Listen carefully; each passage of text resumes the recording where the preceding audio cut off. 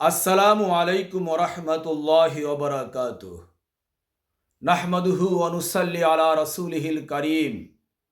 প্রিয় মুসলমান ভাই এবং বোনেরা, অনেকেই প্রশ্ন করে থাকেন যে কিছু সংখ্যক আলেম ওলামা এবং সাধারণ মানুষ সব সময় বলে থাকে যে তরিকত বলতে কোরআন হাদিসে কিছু নেই, ইসলামে তরিকতের কোনো স্থান নেই, এগুলো ফালতু বিষয়, এগুলো বিদাত, নাউযুবিল্লাহ মিন যালিক।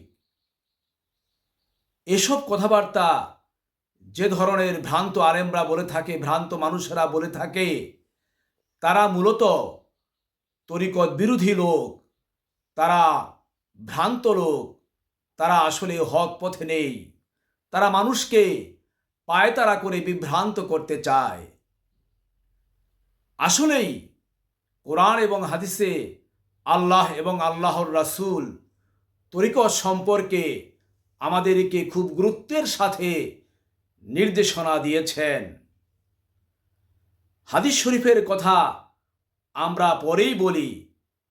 আমাদের কোরআন এবং হাদিসের এই দুটির মাঝে মূল হচ্ছে পবিত্র কোরআন, আল্লাহ পাকের বাণী, এরপরে হাদিস শরীফের স্থান।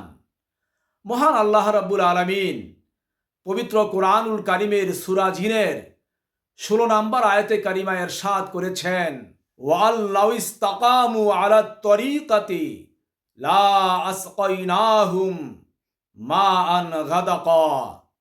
অর্থাৎ, আর ইহারা যদি তরিকতের উপরে সহজ সরল পথে থাকত, তাহলে আমি তাদেরকে সচ্ছলতার পানি দ্বারা তৃপ্ত করতাম।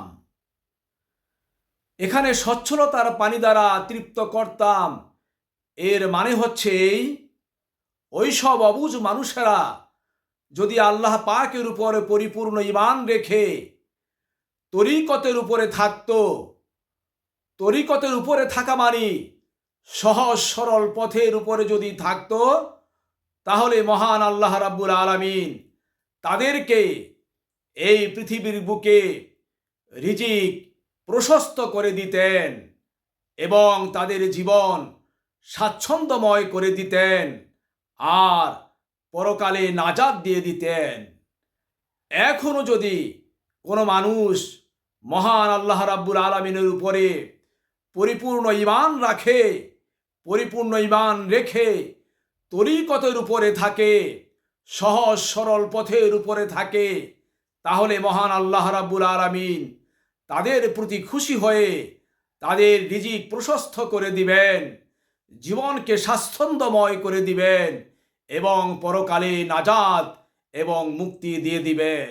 তরিকত হলো আধ্যাত্মিক জ্ঞান ও অনুশীলনের ধারা, যা ব্যক্তিকে আল্লাহর নৈকট্য লাভে সাহায্য করে। এ পথে একজন মুর্শেদ অর্থাৎ আধ্যাত্মিক প্রশিক্ষক থাকেন, যার নির্দেশনা অনুযায়ী মুরিদেরা অর্থাৎ অনুসারীরা অনুশীলন করে থাকেন। তরিকতের মূল উদ্দেশ্য হল আল্লাহর নৈকট্য এবং তার সন্তুষ্টি লাভ করা। এটি শুধু বাহ্যিক আমলের উপরেই গুরুত্ব দেয় না, বরং বাহ্যিক আমল সহ আত্মার পরিশুদ্ধি এবং আভ্যন্তরীণ আধ্যাত্মিক বিকাশে গুরুত্ব দেয়।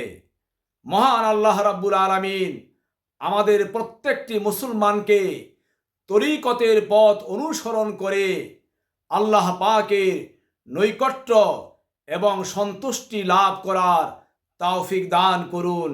আমিন। আসসালামু আলাইকুম ওয়া রাহমাতুল্লাহি ওয়া বারাকাতুহু।